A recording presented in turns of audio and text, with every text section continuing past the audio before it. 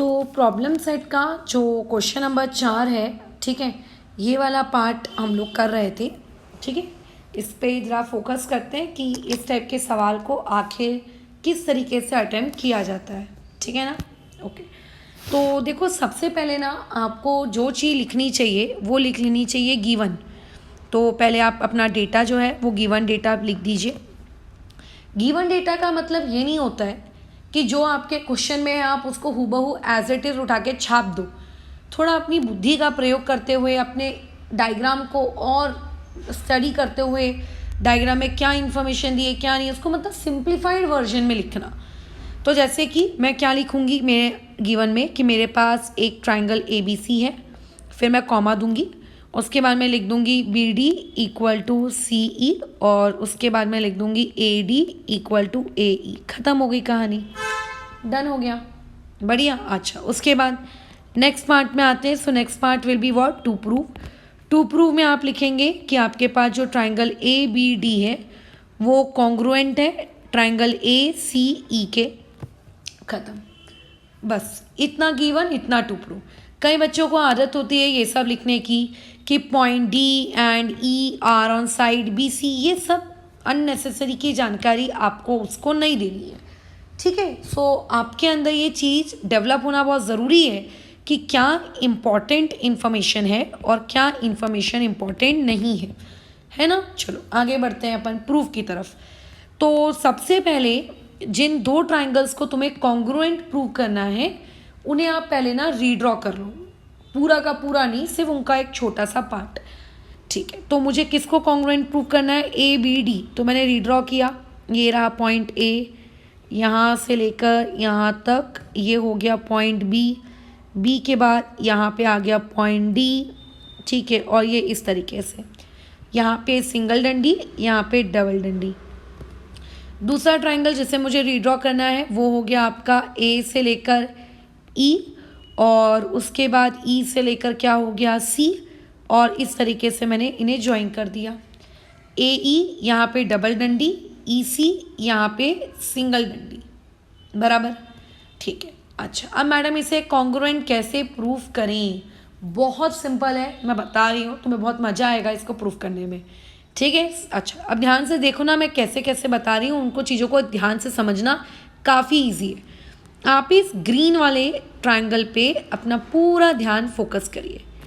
ठीक है, करते हैं। तो लिख लीजिए इन ट्राइंगल ADE, लिख लिया मैडम। इस ट्राइंगल ADE में आपको ये नहीं दिखता कि मैडम इस ट्राइंगल ADE में तो सेग AD, ठीक है, और आपकी जो सेग AE है ये हमको पहले से इक्वल दी हुई है। इसका रीज़न हम लिख देंगे गिवन। ये तो देखो ना क्वेश्चन में आपको पहले से इक्वल दिया हुआ है, सही कह रही हूँ मैं, बिल्कुल। तुम्हें याद होगा कुछ दिनों पहले हमने एक converse of isosceles triangle theorem और एक आइसोसेलेस ट्राइंगल थ्योरम, ये दो चीज़ें पढ़ी थी। हाँ, याद तो आ रहा है थोड़ा थोड़ा।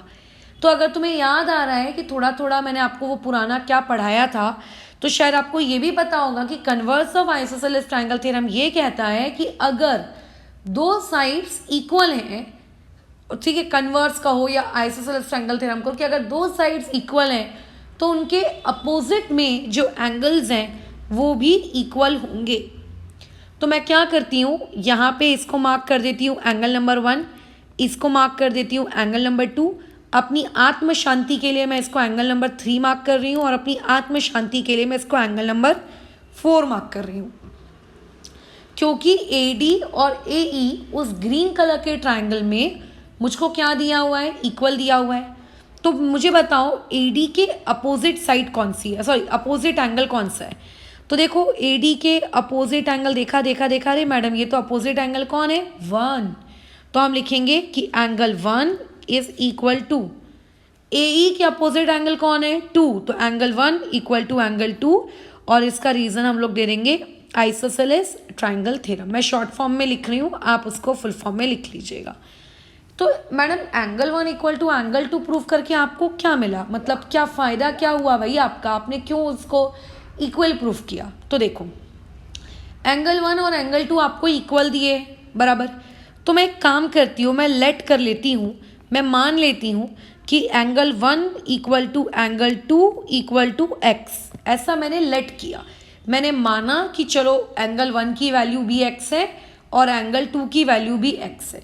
ज़रूरी नहीं है एक्स लेना, आपकी मर्जी, आप वाई ले सकते हो, जेड ले सकते हो, जो भी वेरिएबल लेना ले सकते हो, but I took x. Okay, अब इसके आगे क्या करें? ब्रेन, इस्तेमाल ब्रेन।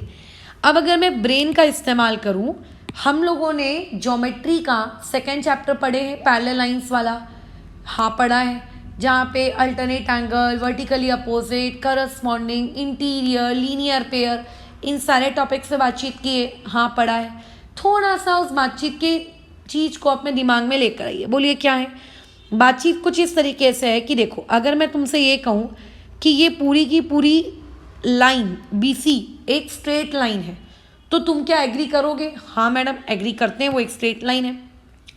अगर मैं ये कहूँगी कि पॉइंट D के पास जाओ और पॉइंट D के पास जाके लीनियर पेयर वाली प्रॉपर्टी अप्लाई करो, तो आप क्या कर सकते हो? बोलोगे बिल्कुल कर सकते हैं। पॉइंट D के आजू बाजू दो एंगल्स हैं, एक का नाम है 2, एक का नाम है 4, तो वहाँ लिख देते हैं कि angle 2 plus angle 4 is equals to, बोलो कितना? 180 डिग्री। और इसका रीज़न दे देते हैं भैया क्या? आप लोगों का लीनियर पेयर। ठीक है, अच्छा, जिसमें से मैम हमने एंगल 2 को कितना मान के रखा है? अपना x मान के रखा है। तो एंगल 2 की जगह x, और ये रहा आपका एंगल 4, ये इक्वल टू 180। 2 की जगह मैंने x पुट किया है, इसका रीज़न आ जाएगा फ्रॉम 1। सो अगर कोई मुझसे पूछेगा एंगल 4 की वैल्यू कितनी आई, I will say 180 minus x आई। ये मेरे पास किसकी वैल्यू आई? एंगल 4 की वैल्यू आई। मैंने इसको इक्वेशन नंबर 2 देके छोड़ दिया। तो एक स्टेप थी हमारी ये वाली आइसोसेलेस ट्रायंगल थ्योरम लगाने वाली, दूसरी स्टेप थी हमारी ये वाली लीनियर पेयर लगाने वाली। अब आते हैं हम लोग तीसरी स्टेप में। आपको नहीं लगता कि मैडम जैसे आपने पॉइंट D के अक्रॉस लीनियर पेयर का कंसेप्ट लगाए हैं, वैसा ही सेम कंसेप्ट आप पॉइंट E के अक्रॉस लगाइए? बिल्कुल लगा सकते हैं।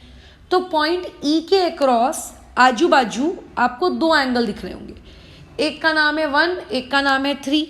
तो यहाँ पे लिख देते हैं कि angle 1 plus angle 3 equal to कितना? 180 डिग्री। और इसका रीज़न हम दे देते हैं, बोलो क्या? Linear pair. इसका रीज़न क्या दे दिए? Linear pair. अब अगर तुम ध्यान से देखो तो इक्वेशन नंबर 1 के अकॉर्डिंग एंगल 1 को हम पहले ही कितना मान चुके हैं? x मान चुके हैं, यानी कि एंगल 1 की जगह मैं x लिख सकती हूँ। तो एंगल 1 की जगह आ गया आप लोगों का x प्लस में एंगल 3 इक्वल टू, बोलो कितना? 180। और इसका रीज़न हम क्या दे देंगे? इसका हम लोग रीज़न दे देंगे आप लोगों का फ्रॉम 1। ठीक है, चलो अब उसके बाद यहाँ से एंगल 3 की वैल्यू निकालो, कितनी आएगी? 180 माइनस एक्स बराबर, इसको दे देते हैं इक्वेशन नंबर 3। अब थोड़ी सी अपनी आंखें घुमाओ, अपनी आंखों पे फोकस करो और देखकर मुझे बताओ कि आपको इक्वेशन नंबर 2 को और इक्वेशन नंबर 3 को देखकर क्या समझ में आ रहा है। मैडम हमें ये देख के समझ में आ रहा है कि एंगल 4 ये भी 180 माइनस एक्स है और एंगल 3 ये भी 180 माइनस एक्स है। यानी कि from equation number 2 and 3 I can proudly say that कि एंगल 3 और एंगल 4 ये दोनों आपस में कैसे एंगल्स हैं? Equal angle. And this is very important part of my question. ये वही पार्ट है जिसकी मदद से मैं अपने गिवन ट्रायंगल्स जो कि मुझे कॉन्ग्रुएंट प्रूव करने को बोले गए उन्हें मैं कॉन्ग्रुएंट प्रूव करूंगी। क्या मुझे पहले से क्वेश्चन में दिया गया था क्या कि 3 और 4 इक्वल होंगे? नहीं दिया था। ये मैंने प्रूव करके दिखाया इस तरीके से कि हाँ 3 और 4 भी देखो इक्वल होंगे। तो यानी कि ये वाला एंगल 3 और ये वाला एंगल 4 ये दोनों आपस में कैसे हैं? बोलो दीज आर इक्वल एंगल्स। ये क्वेश्चन में पहले से नहीं था, ये क्वेश्चन में मैंने प्रूव करके दिखाया। अब आपको इन दो छोटे छोटे प्यारे प्यारे नन्हे मुन्ने ट्राइंगल्स को बोलो क्या करना है? कॉन्ग्रुएंट प्रूव करना है। क्या आप इन्हें कॉन्ग्रुएंट प्रूव कर सकते हैं? बिल्कुल मैडम, मैं इन्हें कॉन्ग्रुएंट प्रूव कर सकता हूँ। जरा करके दिखाइए, इन्हें कॉन्ग्रुएंट प्रूफ करिए, इन्हें कॉन्ग्रुएंट प्रूफ लिख दीजिए जो स्टेप्स हैं। जिन दो ट्राइंगल को कॉन्ग्रुएंट प्रूफ करना है लिखो, इन ट्राइंगल ABD और यहाँ पे आ जाएगा एंड ट्राइंगल AEC। बढ़िया, बिल्कुल बढ़िया। उसके बाद क्या क्या इक्वल है दोनों में वो लिख दो। तो लिख दो कि सेग AD, ठीक है, किसके कॉन्ग्रुएंट है, सेग AE के बराबर। ये डेटा हमको कहाँ से मिला, गिवन से मिला। उसके अलावा एंगल ADB, जिसे एंगल 3 कहते हैं, ये कॉन्ग्रुएंट है एंगल AEC के, जिसे एंगल 4 कहते हैं, और ये दोनों भी इक्वल हैं। ये हमें कैसे पता चला, फ्रॉम इक्वेशन नंबर 4 पता चला। इसके अलावा सेग BD कॉन्ग्रुएंट है, किसके कॉन्ग्रुएंट है, सेग EC के। ये हमें कैसे पता चला, ये हमें गिवन से पता चला। तो अगर तुम ध्यान से देखो तो ये साइड है, ये एंगल है, और ये साइड है, यानी कि मैं बहुत प्राउडली कहूँगी कि मेरा ट्राइंगल ABD कॉन्ग्रुएंट हो चुका है ट्राइंगल AEC के। और इसका रीज़न होगा, बोलो कौन सा टेस्ट, आपका SAS टेस्ट। ठीक है, ये इस तरीके से करना था। तो मैं उम्मीद करती हूँ कि बहुत ही सिंपल लगा होगा ये काम। तो ध्यान रखना, कोई चीज़ कठिन नहीं होती है, बस थोड़ा सा ब्रेन इस्तेमाल करने की रिक्वायरमेंट होती है। ठीक है, तो फिलहाल इस क्वेश्चन को यहाँ रोकते हैं। इन केस अगर तुम्हें इसमें कोई ऐसी स्टेप्स है जो नहीं समझ में आई हैं, कोई डाउट क्रिएट हुआ है, तो मुझे पूछो, अपन उससे बातचीत करेंगे। ठीक है।